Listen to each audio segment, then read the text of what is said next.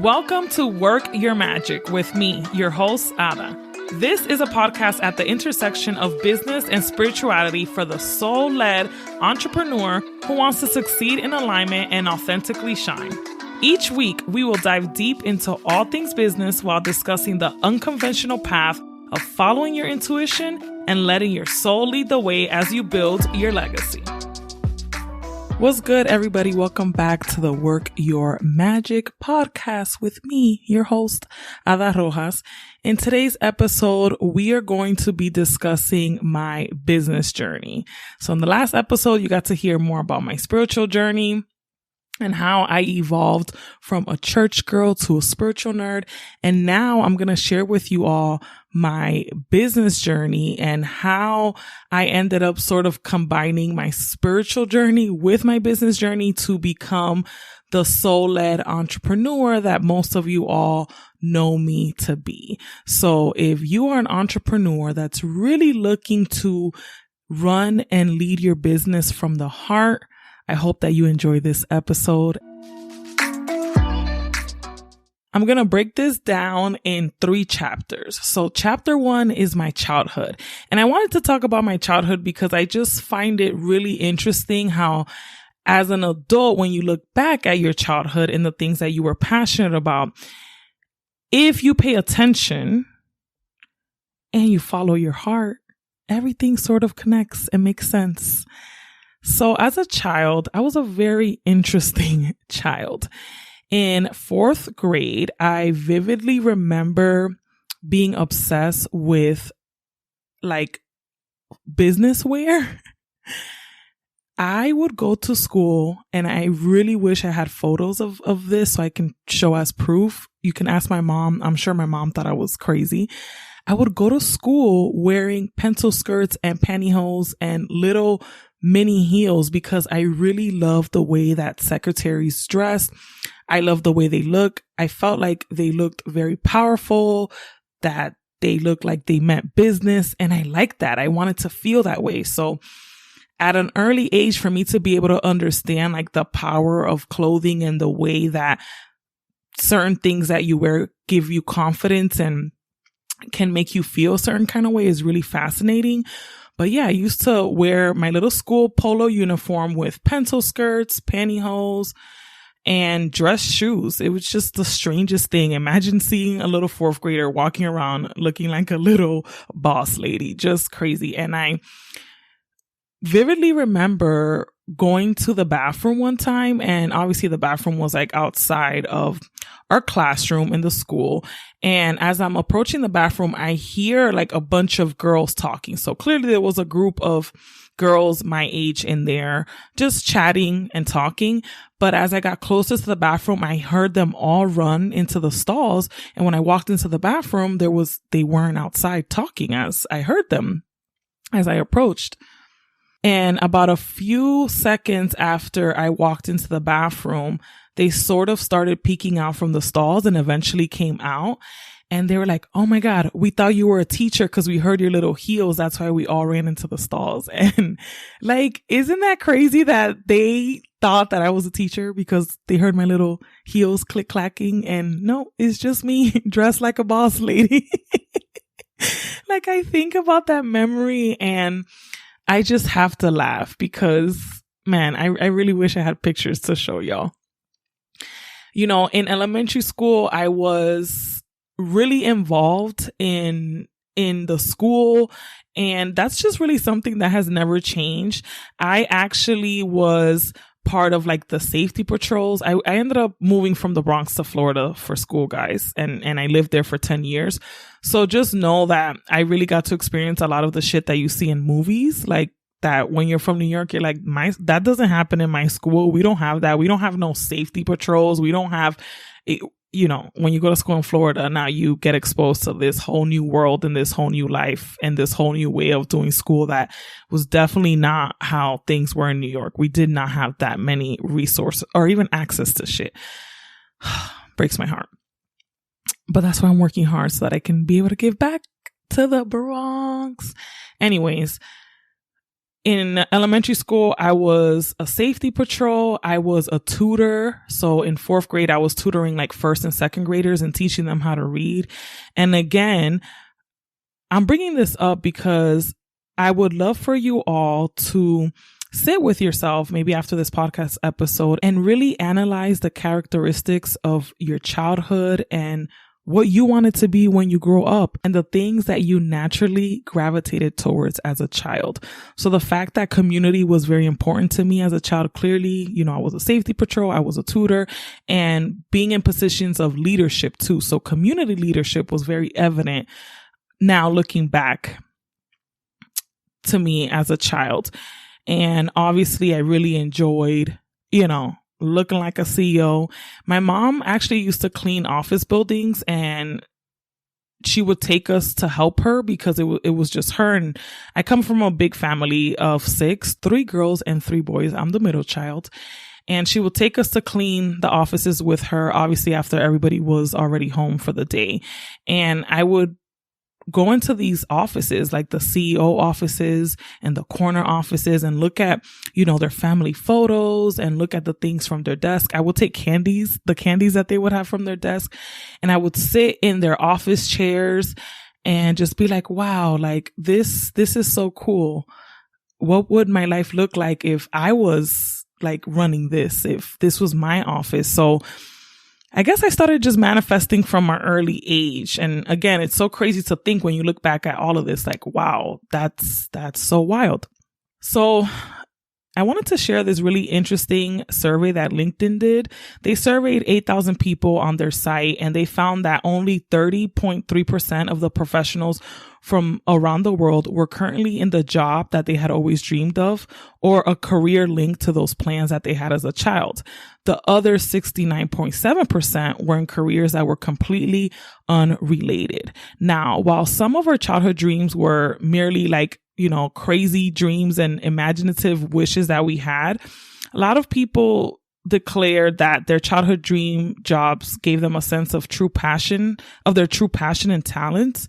And I think it's really important to reflect on your childhood ambitions, because I feel like it will really help you determine the parts of your current job that you love and the pieces that you feel like you are missing. And it's never too late to rearrange your life and connect the dots and really tap into the things that you feel called to and the things that you've probably always felt naturally called towards to, but you never really gave yourself a chance to explore. As a teenager, I was also involved in a lot of school activities. I was part of the student government, and I was actually part of like the event planning committee. So a lot of the homecoming and proms and like just school events, I was part of the team that would put all that together. Again, being part of being in a position of leadership for the community of my school. I was the one that would design all of the flyers that were put in the school to promote all of the school events. Like, again, so crazy to connect the dots and see that I'm still doing that in my own way at this age and at this point in my life. And I loved makeup. I loved clothing. I won best dressed in high school. I was part of the business club in my high school. And I remember the day that they had to take our pictures for the senior, what is it called? The thing when they're like the senior notables. I remember I had like a business club meeting. So when we would have business club meetings, you had to dress like and wear business wear to school. Again, me going to school dressed like a businesswoman.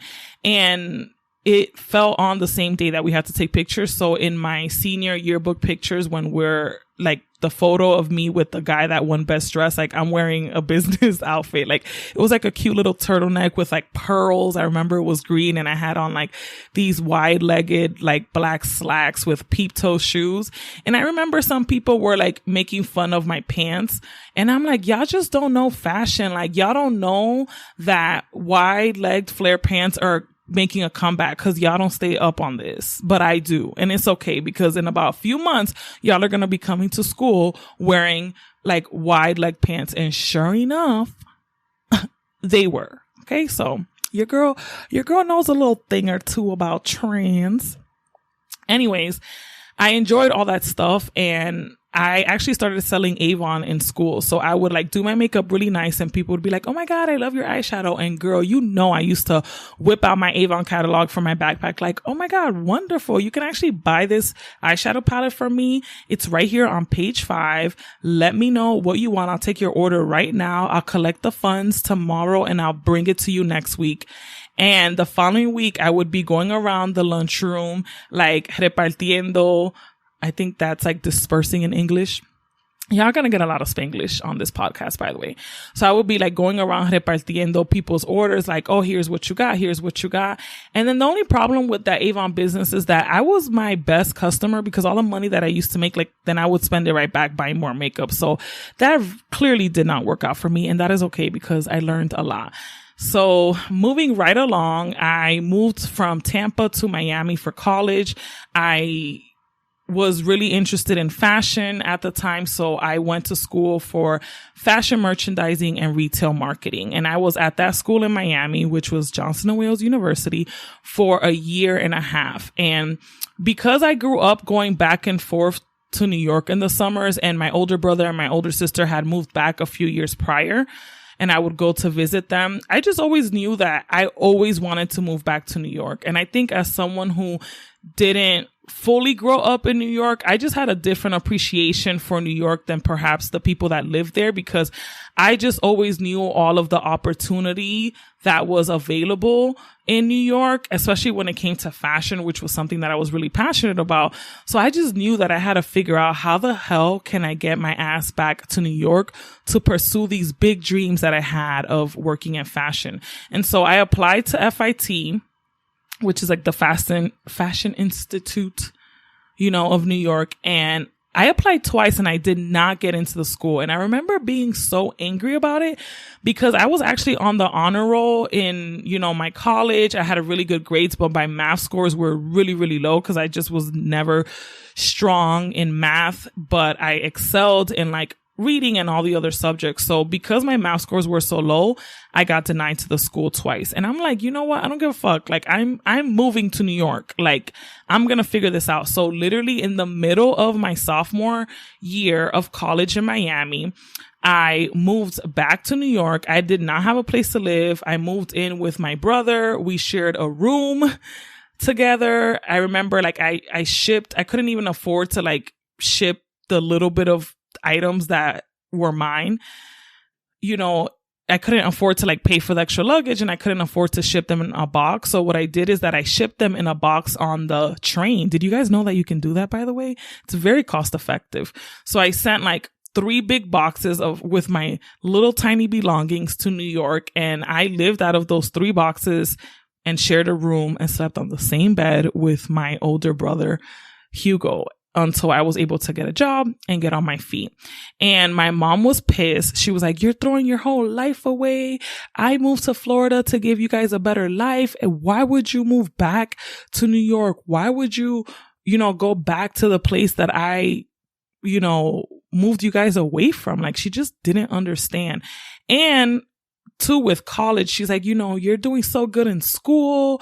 Why would you leave all that? You have a job. Why would you leave? And I'm just like, sis, like I have really big dreams and just Florida ain't gonna do it for me. There's just nothing for me here right now. And so just to make her happy, I enrolled in a school. It was another private school. Mind you, I forgot to share this. In high school, my sophomore year of high school, I received a 4-year scholarship to any public university that I wanted to attend. As long as it was like on this list of like public schools that I could go to, which most of the schools were on, whether they were in state or out of state, I was good. My dumbass or just like unaware self decided to go to a private school. So that first school that I went to in Miami was private, but then it gets better. I moved back to New York. And I decided to go to another private school. Why?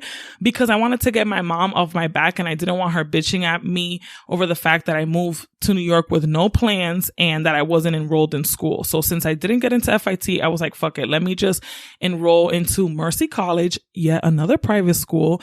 And obviously they didn't have fashion as a major. So I changed my major to marketing, and I ended up going there for 1 semester, and I absolutely hated it because it was so far. I remember having to take, I'm not even lying, y'all, I had to take 3 to 4 trains to get there. And at the time, me and my brother were living in Harlem on 145th and Edgecombe. And the trips on the train to get to Mercy College, like, oh my God. So I only went there for 1 semester. And ultimately, I started doing my research on other schools that were public because it finally hit me that, like, bitch, you need to stop taking out these loans, because the scholarship that I had, it was for public schools. These private schools are expensive. So I was having to take out loans for these private schools when I had a whole ass full ride to any public. Like, I'm like, girl, what are you doing with your life? So I found out about the City College of New York, and I was like, all right, this is perfect. The school's in Harlem. It makes sense. It's a public school. Like, I know I can get in. And I applied to the school, and y'all, I was devastated because the school in Miami really played me. There was like, we're not going to give you your transcripts until you pay some of this money that you owe us, until you start paying us back. So I think I had to pay them like, it was like a few $1,000s. I don't remember the exact amount, in order for them to give me my transcripts. I could not apply to the City College of New York without the transcripts from my previous schools, because then I would basically have to start from the bottom and not get any credits for the work that I had already done. So at the time, I was working part-time at Bloomingdale's in Soho in their accessories department. What a time. And I had asked them for a full-time role because I needed to pay these loans back. I was going to take the following year off, so be able to save my money and pay these loans so that I can go to the school. And I remember being so fucking pissed because my manager told me that there wasn't any full-time positions available, because I worked in the accessories department, but it was also, my manager also managed the handbag department. So there was actually a full-time position available in the handbags. And instead of like putting me in that position, they ended up hiring a new person to work full time. And I was pissed. I was so pissed. I was like, oh, y'all are going to play me like that? Say less. I'm going to get another part-time job, which will equal now me having a full-time job. And now y'all are going to have to accommodate my schedule because I have a part-time job, since y'all didn't want to, give me a full-time position. So my best friend at the time, Delitza, who I was living with, worked at Citibank. So she was like, oh, just apply at Citibank. Like, I, put my name as a referral in the system. That way I get a little cash back for you getting the job. Like, it's an easy job. You could be a teller. So I applied for Citibank, and I ended up getting the job. And I worked at the Citibank on 57th and 7th Avenue in Midtown Manhattan. And for me, this was like my businesswoman dreams come true. Even though I absolutely hated working at the bank, it was just a no for me. I loved being in the middle of like the epicenter of business, because all of these business people were constantly coming into the bank to deposit these checks. I couldn't even pronounce the amount of money that these checks were written for. Cause I had never seen that much money ever. So it's like, if you're not used to seeing those figures, like, how do you even know how to pronounce them? Like the 6 figures, like I was like 20. I could not pronounce like $637,459. Like it was just like my brain just didn't, it wasn't computing. It just didn't know. And I remember we had to count our cash at the end of every shift, and being able to count like $48,000 in cash is just wild. It's just wild to a girl, who was born in the Bronx and comes from a single family of 6 that was raised in poverty. Like, for me to be able to touch that much cash with my hands is wild. But I will say that as much as I hated the job, I persevered and I stayed there for a few reasons. The first reason I stayed there is because I knew that it was going to be difficult for me to find another job that was going to be able to accommodate my retail job. So me working at the bank and at Bloomingdale's kind of worked out because on the weekends I would work at the store, but during the weekdays I would work at the bank. That meant that there was a lot of times that I worked back to back to back with no days off because the stores never closed. The bank was closed on the weekends, and sometimes I would have to work a Saturday shift at the bank. But for the most part, like I remember the longest streak that I had of working was I worked 17 days straight in a row with no days off. Shout out to my 20s and the energy that I had.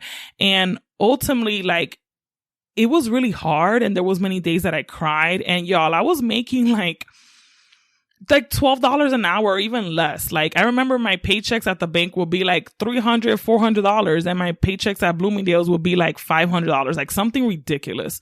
So crazy. But to me, that was like good money back then, you know?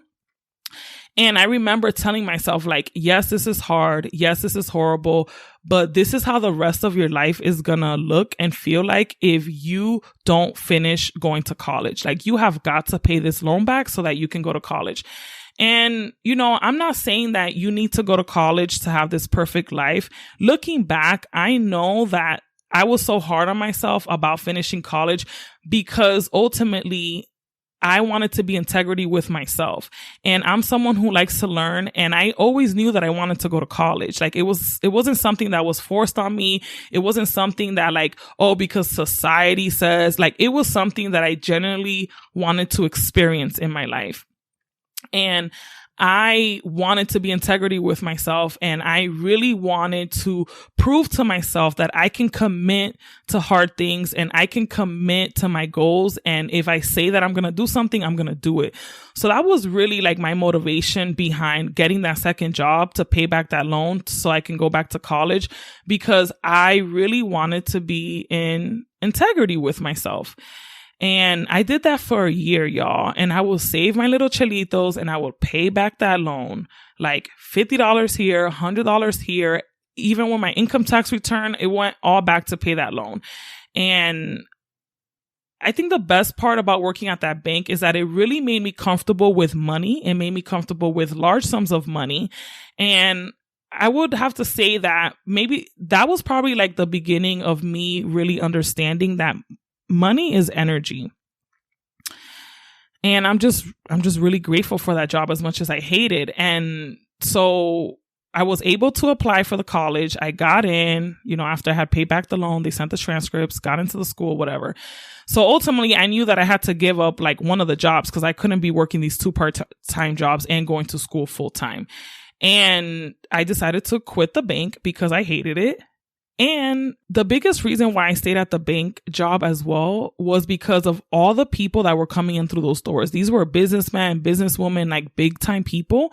And I just knew that like, you know, I needed to be like in this energy of these like high profile people. And I remember there was this one customer that would always come in and people hated servicing him because he would always come in last minute with like 50 checks, like a minute before the bank closed. And people would literally hide under their desk, under their, you know, teller station to not service him because like running those checks now through your machine and you already started to count your box before you know, all of that.